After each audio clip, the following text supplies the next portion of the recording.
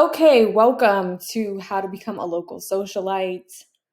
I just wanted to start off by first at answering the questions what is a socialite and why you should be one, because a lot of people don't really know how to articulate the value of a socialite and like why you should be one. So basically, um, the what is a socialite is all a socialite is someone who knows how to have a good time and knows how to make people feel at ease and enjoy themselves. That's really all you have to be good at. And it's so crazy how that simple skill can get you so much access and opportunities and things to do. And it can just level up your life in so many ways. So all a socialite is someone that people rely on to have a good time. That's why they get invited to parties. That's why they host parties. That's why people go to their events. That's why people want to be around them, right? Socialites are known to be people that other people want to be around. And the reason why other people want to be around them is because people have fun around them. I think that in all my years of being an entrepreneur, one of the things I've learned is how valuable creating fun experiences is in your life, because it's like priceless. Like, so many of us, we're trying to network the traditional way. We do boring networking, we trade business cards, we blah blah blah. I do this, I do that. And 9 times out of 10 when I go to these kinds of events, I notice I'm the only person trying to make jokes, laughing, flirting, just trying to be funny and like get to the real part of the person instead of just like this like professional demeanor. Because for me, it's not that I don't want to be professional, it's just that I want to be human as well. And I think that sometimes when we focus too much on like transactional networking as opposed to transformational networking, which is what being a socialite is really about, um, we just don't get the same results because people don't gravitate towards those types of personalities. Now, with that being said, you don't have to change who you are. You don't have to change your personality.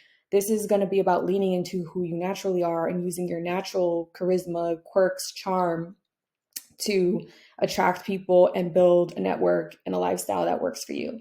So that is what a socialite is. Basically a fun person, someone who just knows how to have fun and that other people want to be around. That is the only like requirement to be a socialite. That's it. And so why should you be a socialite? There's so many benefits to being a socialite. Like I said, the one of the main ones obviously is like you have connections. Now, what do connections give you? Connections give you options, flexibility, and access. Okay. Options are great because, like, when I say that, for example, when I sold my first company, it was at its prime, it was performing well, it was hot, it was amazing. And one of the questions I got all the time was like, how or why did you sell this? Like it was bussing. And I was like, well, honestly, like I've built such a powerful network that I feel like I can just fly now without needing a ground because I know so many powerful people who have raised money, investors, partners, other, business people. And that was why. Like if I had built a company and I didn't do the work to meet people, then maybe I would have held on. And I didn't want to hold on. It wasn't in alignment with where I was going in my life. So that's an example of what I mean when I say you have options. You just have, if you have a job, you don't feel as locked into the job when you're doing your socialite duties because you know that like if you wanted another job or if you want to do a whole other thing, you could do it. Flexibility, same kind of concept where it's like you you have part of like the socialite lifestyle and philosophy is it's a little scrappy. It's a little last minute. So for those of you who might not love last minute, we're going to talk about ways to deal with it in a way that's going to work for you. But basically flexibility just means that like you're going to have more options and flexibility to involve yourself in certain events, parties, just like things that are happening, conferences, anything like that, um, which is great. And it also gives you flexibility in the sense that um, you when people know who you are and they refer you, um, you have a better chance of getting opportunities because you're getting warm referrals as opposed to contacting people cold without have ever meeting you or meeting the person that you're being introduced to from. Does that make sense? So it gives you more flexibility because you don't have to know everyone. You just have to know people who know people, and they can open doors for you. And then lastly, access, right? Like that's the point. Like you get on the list, you get in the door, you get invitations, you get invited to the things you want to get invited to because, again, people like you and they want you around. So you're going to have more access to things. And what do all of these three things together give you? And why you should want to be a socialite is they give you power. Power is important. We all are entitled to a certain amount of power as human beings, as God's children, however you want to see it. And a lot of people don't tap into their power. They just let it float by. They don't tap into it. They let other people take their power from them. And so they don't get the same options, flexibility, and access that a socialite might get because they're just not tapping into their power. Power gets you respect. Power gets you money. Power gets you leverage. Power makes it so that you can be more of an equal with whoever you are talking to or trying to negotiate with or do deals with. So power is great. We like power, especially as women. So that's reason one why you should want to be a socialite. Reason two is it's really good for your mental health. Now, look, there are ways that you can go too far. And if you're not in it for the right reasons, just like become chaotic, like too much of a party girl. And I'm not advocating for that. And nothing in here is going to be talking about doing that.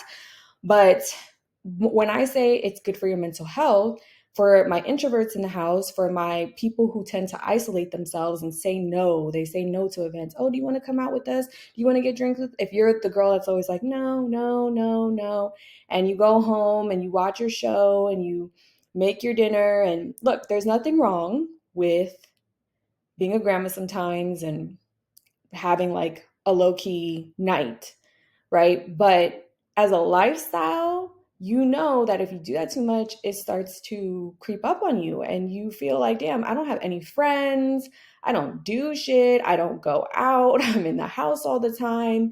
Every time you try to maybe think about going out, you talk yourself out of it because you can give yourself a million reasons why you shouldn't go. Oh, I don't know where to park. I don't know what to wear. Who's all going to be there? And that is so anti-socialite. Once you step into your socialite bag, you're going to think your mindset's going to be so different. You're going to be more willing to say yes. You're going to say yes to more things, and you're going to make friends. You're going to make different levels of friends. You're going to make casual friends that you're just happy to spend time with, just to have some interaction. And again, as someone who used to identify as an introvert, I used to think that, oh, if it's not a deep 3 o'clock in the morning, philosophical, Descartes, Nietzsche, philosophical conversation, then I'm not doing it. And that type of commitment to just wanting to be deep and intellectual all the time, it's not as glamorous as it seems. It's cool, but if it's all you're doing, if it's your lifestyle, if you only want to talk to people and you're like, I can't have polite casual conversation, you're cutting yourself off from so much of the stuff I'm telling you about: the connections, access, flexibility. So you want to get in the habit of saying yes, and you're going to see how you don't need to be best friends with everyone and you don't need to have deep conversations with everyone, because as a human being, you're already naturally programmed to find fulfillment and purpose in interacting with other human beings, even if it's casual and informal and like silly, like almost especially. I think that's one of the big misconceptions, is like thinking that every relationship in your life has to be this deep, deep relationship. Deep relationships matter so much. Like, yes, you need them, but you don't need 15 of them. You really can healthily get by with, a handful of deep relationships. But if all you have is deep relationships, or maybe you have no relationships, maybe you don't have any friends and you don't have anyone you're close to, and that's okay. It happens. That's why you're here. And I've been there before as well. There's so much, you're going to notice a difference in your mental health and your well-being when you start interacting with some of the same people over and over again, and having just like a, hey, so how's it been, how's your week, okay, cool, you did this is what I did, okay. You're going to get your practice, you're going to feel appreciated, you're going to feel like, wow, okay, someone is in my life, and we care about each other, at least to this extent. And it's going to do wonders for you. It's going to help you make more friends. It's going to, and not everyone's going to be a hit. Okay. We're going to talk about that. Like, you're going to have to kiss a lot of frogs, so to speak. And it's okay. It's okay. You're not here to make everyone like you. You're here to figure out who you like and who's going to jive with you. So it's going to help your mental health. If you're the type of person, it's going to help all your relationships. If you've been pouring too much into your friendships, if you have been too clingy on one person, maybe one friend, one family member, one romantic partner, if they're too much the center of your life, being a socialite is going to help, because no one, as much as they love you and they might want to be around you, it's not healthy to be too clingy to one person. So it's going to help you kind of spread out your energy, so you're not pouring all your energy into one person. And if that person is healthy and really loves you in a healthy way, they'll be happy for you, and they'll like to see that you have a life outside of them, and it will really enhance your relationship. And then last but not least, it just really helps with business opportunities. When people want to be around you, you're top of mind, people trust you. Business really comes down to trust. And being a socialite is one of the cheat codes of building trust, because people build trust when they can relax around you. Everyone's very uptight, everyone's on guard, everyone's trying to sell something to everyone all day long. Nobody wants to just, like I said, deal with these transactional relationships. So when they actually find someone who's chill and like fun and like not here to just money, money, money, but like, oh, let's actually have a good time. We're listening to music. We're having a good conversation. We're talking about interesting things. Boom, trust is building. And that's honestly, this is not new. Like, if you pay attention to the most wealthy people in the world, they don't go to conferences and trade business cards. They throw parties. They throw parties and they invite people, and they really are trying to see who they can trust. Who can they build a relationship? Who do they jive with? Who do they have chemistry with? They build social lives. They don't just, network and DM and business card style themselves into these deals. They network, they socialize. They create activities, opportunities that have nothing to do with business, because they're moving such big amounts of money around that they need to see, who are you as a person? What is your character? you know, are you funny? If I play a game with you, are you going to cheat in the game? Or like, if I go to your home or hang out with the people you hang out around, are they trustworthy? Is everyone cool? Is everyone a vibe? They're looking for who you are as a person, as opposed to like just your business self. That's where the biggest business is done. Like I said, this is not new. This is how elite society moves. They build social lives and they build social circles, and they only do business in these social circles. And that's why you can't just get into it. You can't just business card your way into it. You need to tap into yourself as a person, tap into your natural charisma, tap into your natural personality and your natural traits and charm. And that is really going to be what makes people go, okay, I trust this girl. I like this girl. I'm going to invite her to this next thing. And like, I'm going to introduce her to these people. And you will learn, we're going to talk about working the room, how to ask for things, how to get things, how to deepen relationships. So I'm excited for you. So that is what a socialite is. And that is the reason why you should be one. I'll see you in the next video.